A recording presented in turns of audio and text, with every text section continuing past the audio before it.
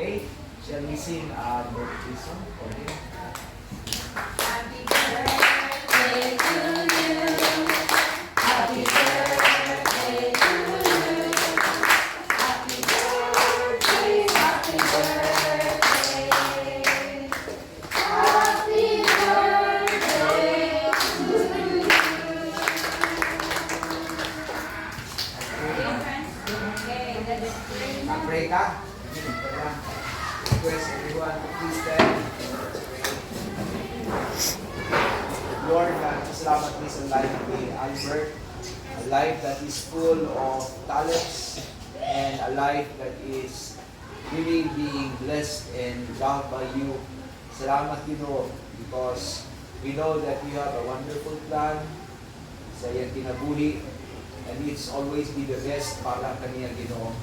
But then I pray because we believe that to reach that beautiful plan of yours, I pray na nasa a teachable heart, a trustful heart, and a heart that truly depends on you. Hindi siya na mag-depend sa iya ang pagdalimon. Tabangin siya dito, help me to be teachable, and even submissive sa mga parents niya, o even sa iyang nanay dito.